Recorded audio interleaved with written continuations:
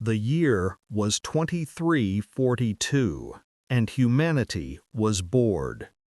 The petty nationalisms that had defined the 20th and 21st centuries had dissolved into a bland, corporate-managed global government. Peace was a commodity, stability was a mandate, and the human spirit, which thrives on struggle and discovery, had grown stagnant.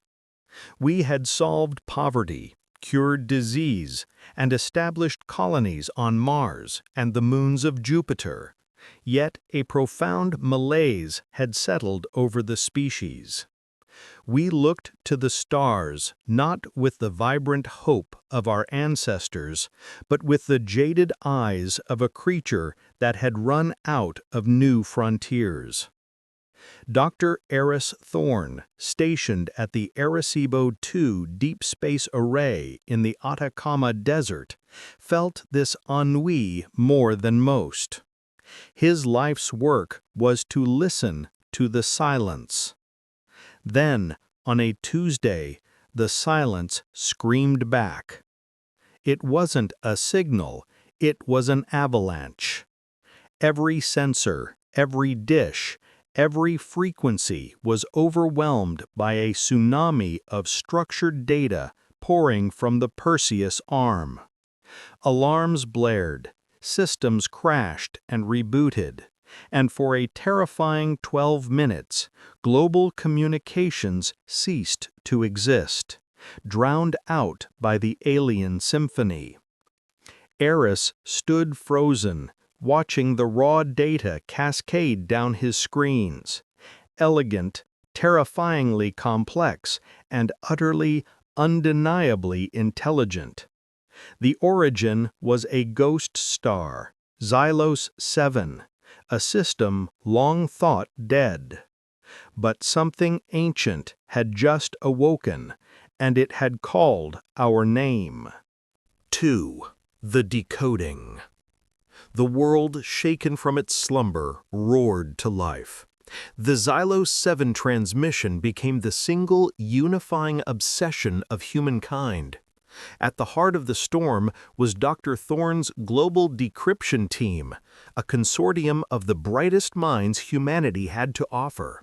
For months, they worked in a state of controlled frenzy. They slept in cots beside humming quantum servers, fueled by stimulants and the intoxicating promise of discovery.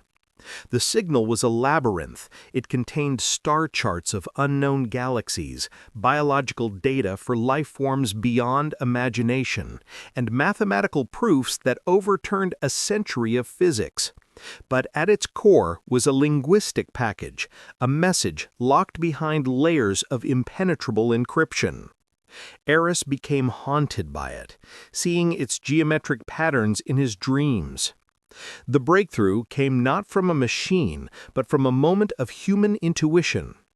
Eris realized the aliens weren't using prime numbers as a key, but a repeating resonant fractal based on the golden ratio, a pattern of universal beauty. With trembling hands, he applied the new filter. The chaos resolved. The data streams coalesced, and the first translated words bled onto the central screen in stark white text. Behold, children of Terra, you were made in our image, forged in our fires. You were made for war. Go forth and conquer. Long pause. 100 brilliant minds fell silent. The air crackled not with triumph, but with a sudden chilling dread. They had prayed for a sign from heaven and received a declaration of war from gods they never knew existed. 3. Debates erupt. A junior technician on Eris Thorne's team, horrified by the implications, leaked the message. Within an hour, it was the only story on Earth. Chaos erupted. In the halls of the World Council, delegates screamed at one another. Theologians of every faith convened emergency synods. some proclaiming it the voice of a creator god, others a demonic temptation. On the public holonets, pundits and philosophers debated with feverish intensity. Was it a command, a warning, a history lesson? A journalist named Lena Petrova rose to prominence, her voice a sharp scalpel of skepticism amidst the growing hysteria. "We have one sentence," she argued on her broadcast, her face a mask of weary reason. "One sentence from an unknown source, with unknown motives, translated by fallible humans, and we are ready to dismantle our entire philosophy of existence based on it. This isn't revelation, it's madness." But reason was a weak shield against the fire of newfound purpose. For a species starving for meaning, the message was a feast. It offered an identity, a destiny, a reason to exist beyond mere survival. 4. Weaponizing belief. General Marcus Valerius, the stoic and calculating head of the Global Defense Force, watched the chaos with a strategist's eye. He saw the riots, the burgeoning cults, the fracturing of society, and he saw an opportunity. He convened a secret council of the world's most powerful military leaders, corporate CEOs, and media magnates in a shielded bunker beneath Geneva. For a century, we have tried to unite humanity with promises of peace and prosperity. He stated, his voice a low rumble. We have failed. People do not rally to comfort. They rally to a cause, to a flag, to a god. He gestured to a screen displaying the alien message. This is not a threat. It is the greatest gift humanity has ever received. It is a unifying principle forged in the stars. Belief is a weapon, and we have just been handed the ultimate armament. We will not let this opportunity pass. The plan was laid. They would not suppress the message, they would sanctify it. They would channel the fear and confusion into a single unshakable doctrine. The slogan, "We were chosen." The propaganda campaign was insidious and brilliant. It began subtly, with state-sponsored news reports featuring respected scientists and theologians discussing the message's positive implications for human potential. Then came the slogan, a simple three-word phrase that would redefine a species. We were chosen. It appeared everywhere. It was whispered at the end of news broadcasts, emblazoned on the sides of public transport, and integrated into educational curricula. VR experiences were designed to let people feel the divine purpose, to walk through simulated alien worlds and see humanity's glorious destiny. History was quietly rewritten. The great conquerors of the past, Alexander, Caesar, Genghis Khan, were recontextualized not as brutal warlords, but as foreshadowing of humanity's true nature. The message of war was softened, reframed as a sacred duty to bring order to a chaotic cosmos. The slogan became a prayer, a greeting, a justification. To question it was to question one's own worth. Lena Petrova watched the transformation of her world with growing horror. She used her platform to fight back, publishing meticulously researched articles, questioning the message's authenticity, and exposing the government's manipulation of public opinion. She became a hero to the dwindling rationalist minority. But the tide was against her. First, she was branded a heretic, a doomsayer. Her advertisers pulled out. Her access to official sources was revoked. Then the threats began. One night, her lead data analyst disappeared without a trace. A week later, her apartment was ransacked. She knew they were coming for her. Her final broadcast was a desperate plea, streamed from a hidden location. "They are selling you a beautiful lie," she whispered, her face pale in the dim light. "Don't buy it. Your purpose is your own. Don't let them take that from—" The feed cut out.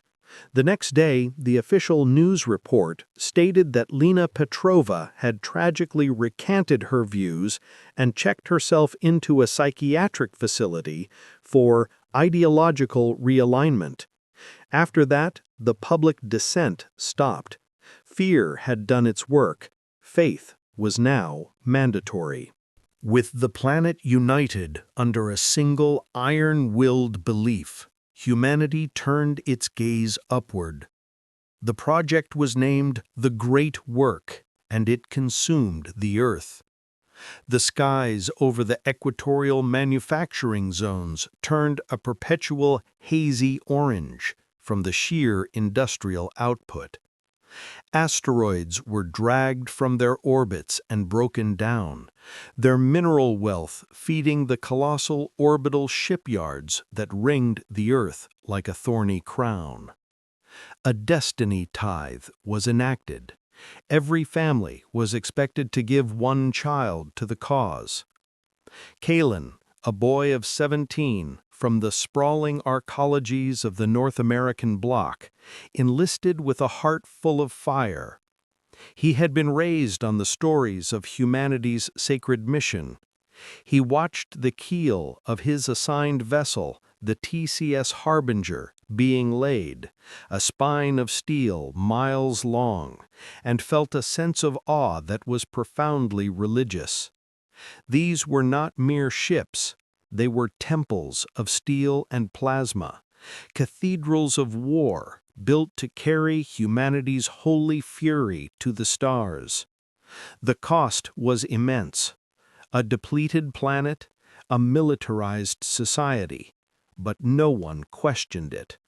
The price of destiny was never too high. Decades after the start of the Great Work, the fleets were ready. Thousands of warships, bristling with weaponry that could crack continents, moved with stately grace out of the solar system. Their first destination was the Alpha Centauri system, a logical first step. As they entered the system's edge, sensors flared. A single, unknown vessel appeared, seemingly from nowhere. It was a thing of impossible beauty, shaped like a nautilus shell, and shimmering with iridescent light, as if woven from solidified music. This was humanity's first true contact, and it was with a species that called themselves the Xylosians, the very same name as the signal's origin system. They were not warriors. They were tall, willowy beings with crystalline skin that refracted light, communicating through a complex language of harmonic chimes and telepathic resonance. Their message was one of desperate, urgent welcome. They offered to share their knowledge, their art, their philosophy. "We have watched you," their translated message hummed, "and we have been afraid. We see your great ships. We plead with you. The galaxy is a place of peace. Join us. There is no need for this." The Xylosians' plea was broadcast back to Earth. For a moment, a flicker of the old humanity, the curious, peaceful explorers, surfaced, but it was quickly extinguished. Supreme Chancellor Valerius, now an old man with eyes like chips of granite, addressed the fleet and the world. His face, projected holographically from the bridge of every warship, was a mask of cold resolve. "The serpent has come to our garden," he intoned. his voice resonating with practiced authority. It offers us the apple of peace, of complacency. It tempts us to abandon our sacred duty, to forget who we are. They offer us comfort when our creators offered us greatness. They offer us tranquility when our destiny demands glory. He paused, letting the words sink in. This is not a negotiation. It is a test of our faith, and we will not be found wanting. He turned his gaze to the fleet commander. Send our reply. The order went out. A single stark message was transmitted to the beautiful Xylosian ship. We fulfill our purpose. The fleets did not deviate from their course. Kalen stood on the bridge of the Harbinger, his heart pounding with a mix of terror and righteous zeal. The Xylosian ship, a fragile jewel, stood no chance. The battle, if it could be called that, was over in minutes. A coordinated volley of kinetic rods and plasma torpedoes tore through the iridescent hull, shattering it into a million glittering shards. There was no return fire. The invasion of Alpha Centauri's garden worlds began. It was a slaughter. The Xylosians had no concept of total war. Their defenses were aesthetic energy fields designed to deter stellar radiation, not weapons of mass destruction. Kalen was part of the first ground assault. He stormed a city that looked like a forest of spun glass, its inhabitants beautiful and helpless. He fired his weapon as he had been trained, the concussive blasts shattering beings of light and music. His first kill was a Xylosian who had simply stood there, staring at him, not with hatred, but with a look of profound, heartbreaking confusion. A long pause. A cheer went up from his squad, but in Kalen's butt, the first cold seed of doubt began to sprout. The destruction of the Xylosians sent a shockwave through the Galactic community. For eons, a loose alliance known as the Galactic Concord had maintained a delicate peace. Its members were wildly diverse, beings of pure energy from the galactic core, silicon life forms from high-gravity worlds, sentient gas clouds from nebular nurseries. They were ancient, wise, and slow to anger. But the news of humanity's unprovoked, fanatical aggression horrified them. A special session of the Concord was convened on their capital, a Dyson sphere built around a white dwarf. They watched the data from the Xylosian massacre, and a consensus was reached: the species known as humanity was a virulent plague. They were a monoculture, a species driven by a single insane idea. Diplomatic overtures were sent, then stern warnings, then trade embargoes. Humanity ignored them all, treating each attempt at communication as a prelude to a new holy war. The Concord, for the first time in 10,000 years, began to mobilize its own ancient powerful fleets, not for conquest, but for cosmic quarantine. For soldiers like Kalen, the holy expansion had become a grim, monotonous cycle of destruction. The initial adrenaline had long since faded, replaced by a soul-crushing weariness. The aliens they fought were not the slavering monsters of the propaganda films. They were doctors, artists, parents. In the ruins of a city on a planet called Cygnus X1, Kalen's fire team was tasked with cleansing a residential district. He kicked open the door to a dwelling and found it empty, save for a small carved object on the floor. It was a toy, a whimsical-looking creature with too many legs. He picked it up. It felt warm, smooth. He thought of the Xylosian child who must have played with it. The carefully constructed walls of his faith began to crumble. That night in the mess hall, he spoke quietly with a fellow soldier, a woman named Anya. "Did you ever wonder," he whispered, "if we're the bad guys?" Anya didn't answer immediately, her eyes scanning the room. Then she gave a slow, almost imperceptible nod. They were not alone in their heresy. During a protracted and brutal campaign to subjugate the silicon-based lifeforms of the Kepler-186 system, human forces captured a high-ranking Xylosian Elder named Lyra, who had been acting as an advisor to the local resistance. She was brought before Commander Eva Rostova, a legendary officer known for her unwavering faith and tactical genius. Rostova expected defiance or pleading. She received neither.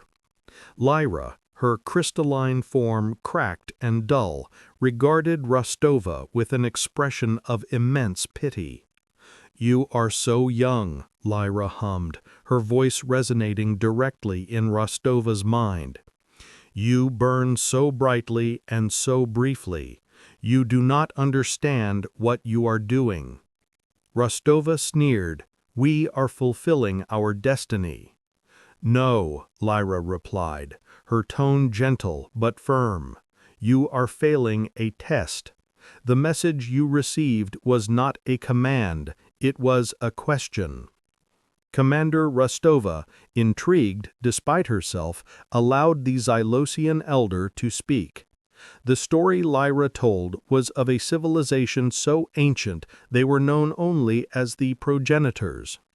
They had seeded the galaxy with the building blocks of life, and then they had waited. As their children evolved intelligence, the progenitors sent out their test, the same simple, potent message sent to hundreds of nascent species over millions of years. The message was bait, Lyra explained. Its purpose was to see what a young species would do with unearned power and unquestionable purpose. Would they question it? Would they see the inherent violence in its words and reject it? Would they forge their own destiny through wisdom and empathy? Those who did were welcomed into the galactic community. Or, Lyra looked at Rostova, her ancient eyes filled with sorrow. Would they embrace it? Would their fear and arrogance lead them to accept the simple, brutal answer it offered? The message wasn't a manual for war, it was a mirror, and it showed you your own soul. Commander Rostova was a soldier, a creature of logic and order. Lyra's explanation was terrifyingly plausible. It explained the Xylosians' peaceful nature and the Concord's horrified reaction. Shaken to her core, she recorded Lyra's full testimony and transmitted it via a tightly encrypted channel directly to the Supreme Chancellor and the High Command. She expected an emergency halt to all military operations, a crisis of faith, a reckoning. The reply she received was swift and cold. "Commander Rostova, your faith is wavering. You are relieved of command. The prisoner is to be terminated."